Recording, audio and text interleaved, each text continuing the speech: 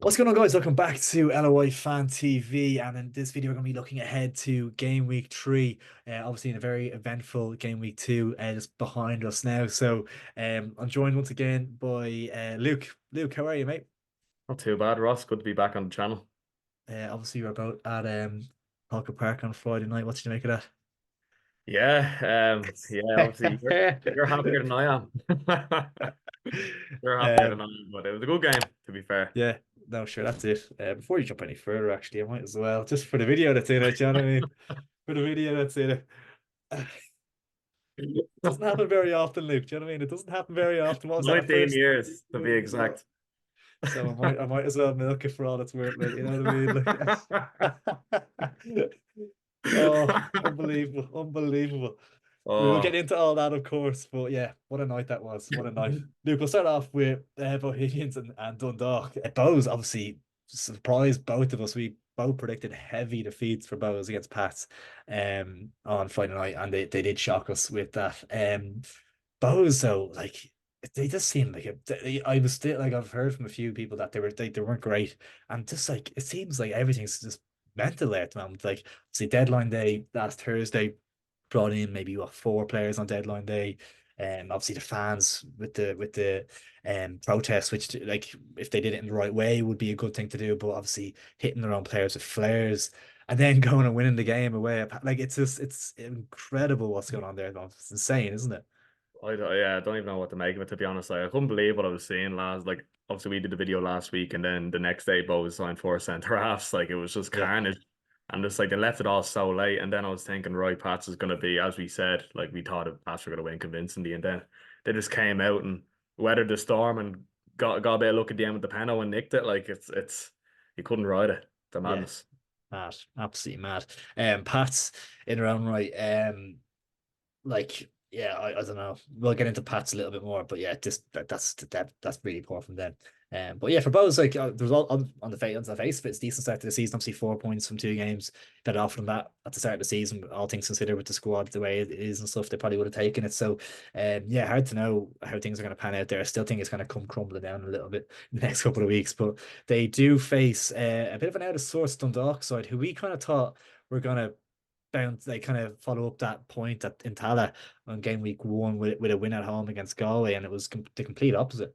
Yeah, I was surprised at how open Dundalk were. Like from watching back kind of the highlights of the game, like Galway got in like six or seven times in behind. I Yeah, couldn't believe it. Like kind of yeah, like after what I saw in Tala, I was kind of expecting them now to blow just to, beat Galway convincingly, and it just didn't happen for them. They went 2-0 down too early. yeah, And yeah, they just couldn't get back into the game. And to be honest, yeah, that was kind of probably the shock result of the weekend for me. Like I couldn't believe when I saw Galway beating them 2-0. Fair play yeah, to Johnson and the lads, but yeah, it was just a mad result. yeah. So Bows Dundalk, would you be kind of leaning towards, do you think Bows in this one? It's still like hard to know, isn't it? Like it's Jesus, tricky. Like yeah, I don't even know, to be honest. I Like feel like you can't they're read both, into the first two games too much. Like they're both wild cards. Like yeah, I suppose if you're looking at like kind of just off the last two games, Bows at home. Um, Maybe they just nick it, but then again, Dundalk will have the bit between their teeth after last week, so you just don't know who's yeah. gonna what version of who's gonna turn up. I So, know, what, I know. what Yeah. do you reckon? I'm gonna go for a score draw here. I think I'm gonna go for I could like either side could easily nick this.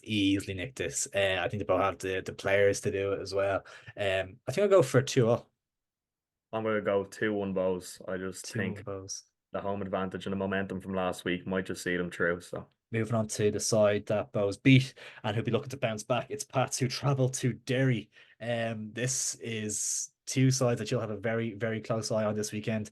Derry, of course, on the back of a boring nil-all draw with Sligo. I watched the kind of highlights, and it was if that's the highlights package from the game, you'd be worried about the full 90 minutes. You know what I mean? Wasn't a great watch in that regard. And Pats obviously will need to bounce back with a performance. What are your thoughts on this one? yeah, Pats have been very hot and cold. Like President's Cup, as I said to you before, like they were really poor, and then they just couldn't put the ball in the net against Bows. And I think going up to Derry, that's not a problem you want to have because Derry, they kind of know how to play that pitch.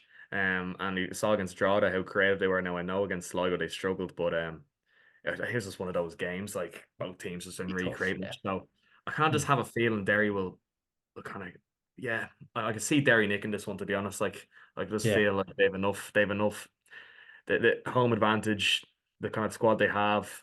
They'd be happy enough like with 4 points from six. I think Pats would be kind of scrambling, just maybe thinking let's not lose this game. So Yeah. I could just see kind of Derry dominating possession and creating enough chances to win the game. What do you think? Yeah. Yeah. No, fair.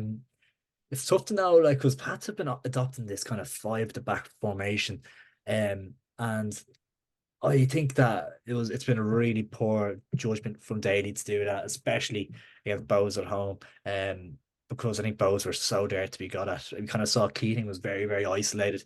Levy and Mulroney were trying to do their best to get in and around them, but they had another, say Mason Mealy, whoever it is, another kind of attacker, just to try and link up the play a bit more. I think that it would have caused Bows all sorts of problems. Bows, I think, at Flores, who's not naturally a centre half playing there. I think Pat's really, really didn't do themselves justice there. I don't think they needed to go with three. Obviously, they have three really good centre backs, but like I just think it was a poor judgment from Daly. But then if you look at a game like this against Derry, it might actually work better for them to play that way.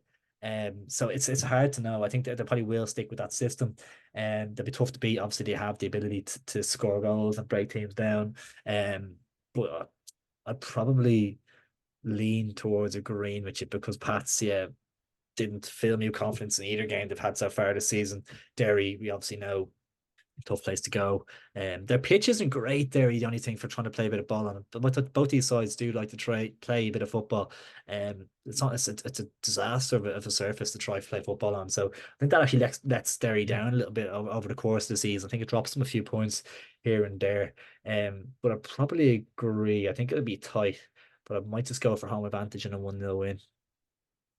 Yeah, I'm gonna say a few more goals now. I'll probably say 3-1 Derry. Nice. Now for the St. Pats fans are probably watching this cursing at the screen right now. Like I think Pats will come good. They just look like a disjointed side right now. They They just a do. lot of new players. They haven't played well. They haven't played together for long. I think it'll be one of these things. You'll be looking in July and they'll win 6 games on the bounce. Like so, I just think it's Yeah. going to take time. But as of Yeah. Friday, I think Derry will nick it. So 3-1 from me. Yeah, it can be. Yeah, it can be. You can be reactionary to the first couple of games of the season. Obviously, Rovers was it 6 or 7 games? Was it last season without a win, Yeah. or maybe 5 or 6, whatever it was? Like you can read a little bit too much into the first couple of games of the season. It is so early still. And Patsy, as you say, they'll be thereabouts to come the end of the year, no doubt about it. But yeah, I fancy both of us fancy Derry to pick up the 3 points there. Next up we have the two newly promoted sides going head to head. Galway, obviously, as we mentioned, off the back of a fantastic 2-0 win at Oriel Park, playing host to Waterford, who in their own right, but neither of us saw this coming. A 4-1 trashing of Drogheda, and they could have had more. Like they looked really, really good. Yeah, like Jesus, Dara Leahy, 2 goals and an assist. Yeah, Like yeah. who would have thought that before the game? I wonder Um, how many people had him in fantasy oh football. Jesus, honestly. And even like Amon got his goal in the end, but he had a glorious opportunity Great before that chance. 1-1. Yeah, They probably should have put away, and he would put away in a few weeks' time. It's just kind of one of those early season yeah, things. yeah, But yeah. yeah, Waterford look solid. Like obviously you've played them, and 100%. you were kind of happy to get out there with a draw. It's Now they it's went to looking the like a good point now, like the even better yeah. point after that. Like, yeah, yeah, Exactly. Yeah. No, Jesus. But I was thinking about this before, and I was like, yeah, on paper you'd probably think Waterford beat Galway, but I just have this thing where newly promoted sides when they play each other, I feel like it kind of goes a bit into the past. Like Galway won the first division last year, obviously got one up on Waterford, and I just have this feeling that Galway at home and kind of Waterford, I could just see Galway doing something, getting a good yeah, result out of the game. Like there isn't much rationale behind that point. Obviously they had a good result last week on Oriel Park, but yeah. I don't know. I could just kind of I just can't see Waterford keeping this up. Mm, They're doing unbelievable and fair play to Keith Long and his staff, but yeah. I just feel like Galway will get something out of this game. I was only thinking, like, how good is it for the league that we have like 10 really strong teams? Like, there's no UCD this year. There's no kind of Finn Harps towards the end when they're really struggling. Like every game, there's no gimme games. Every game is so competitive. It's a really and like every game is gonna be tough to call. I don't know who's going down this year. Don't know who's finishing in the top half. Or maybe the top four. You kind of have a good Mm. idea of, but apart from that, it's just like it's chaos. Like Yeah. really, really hard to call. This one will be a good indicator, and I actually like your point about the kind of newly promoted sides, it kind of going out the window of the season, and then they kind of revert back to the previous year because we kind of saw a little bit of that in the Premier League recently with Luton and Sheffield United. Luton came up and were doing well. Sheffield United doing awfully, and then they played against each other, and Sheffield United actually beat Luton and they've been awful all season. But they finished ahead of Luton last year in the Championship, and they've reverted back to the Mm. form from last year. It's interesting point. So yeah, yeah, this could easily go either way. Like even looking at the managers of both newly promoted sides, you've Caulfield and Horgan, you've Keith Long and Alan Reynolds is there still, I think, as well. Like top class. Like they've Ridiculous. won. Caulfield's won titles. Keith Long's Yeah. been getting European football, had European tours and everything. Like the standard in the league this year is just incredible. So this is a tough one to call. And I think I'm gonna actually opt for a 1-1 draw. Yeah, I'm gonna join you on that one. 1-1 as well. Yeah, I think I can't separate them. Okay. It's really hard. Galway looked solid and they impressed me. They were better than I thought they were in that second game. Yeah, yeah, no, they really look good up in Dundalk. They kind of took their chances really well. They played their strengths as well, kind of with set plays Yeah. and like that Abe Durbin goal was a fantastic header. Like, and I just think it'd be a Oh bit like man. that, but it'd be a bit like that. Waterford are up against it going down to Galway, but I just think they have enough quality to get something out of the game too. So 1-1 sounds Yeah, good to me. nice. Next up we have Sligo Rovers against the Mighty Shells. Sligo have had kind of a gone under the radar, two draws from two points in two games. Um Listen, it's not a disastrous start. They played Bows away, they played Derry at home. They're probably two decent points on the face of it. They won't be the games where they're decided on whether they'll be in the relegation battle or not. They're still to come. Obviously facing kind of an informed Shell side after a much better performance against Shamrock Rovers than the Waterford game previously. Especially that first half hour, they're really, really impressive Shells. Tough to call. What are you thinking? Yeah, I feel like it's gonna be kind of similar enough to Sligo Derry. I just think Could be. Sligo at home kind of Yeah, that they not as I said to you, like Ed McGinty will make that save at that moment to kind of keep them in the game at any point. yeah, And then obviously they have that threat up top as well, Max Mata. So like I don't see Sligo conceding too many, but I don't see them scoring too many. So I wouldn't be I kind of got to lean toward the draw here, like a 0-0 or a 1-1. yeah, I can't see Shells losing to be honest, but at the same time I can't see Sligo losing. So it's just one of yeah. those. I don't know what you think. Yeah, it's tough. It is tough because you kind of look at Derry going there and draw, and you're like, okay, if we go and draw, it's kind of matching Derry. That's not bad at all. And 5 points from three games isn't too bad, but you kind of want to stamp your authority early on in the season. You want to try and capitalize on that fantastic result against Shamrock Rovers, and while the momentum is high, to really capitalize on that. And I think we have the ability to go there and win. I think we can do it. It's gonna be tough, very tough. Obviously, as you mentioned, Ed McGinty, I think he'll probably save Sligo maybe 8 to 10 points this season, nearly alone, just with big saves. I think he made one from Dan Kelly towards the end of the Derry game as well. So he's a massive pickup for them. And it could be huge in the race for survival. Shells, on the other hand, I just think they might have enough to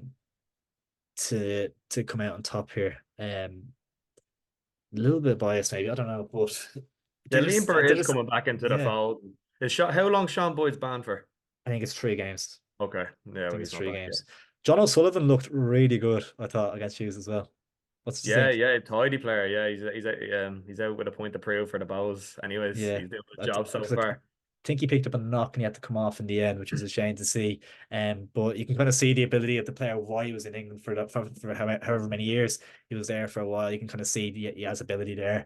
And if Damien doesn't get the best out of him, it's a fantastic thing for Shelbourne. I just think Shells look so settled.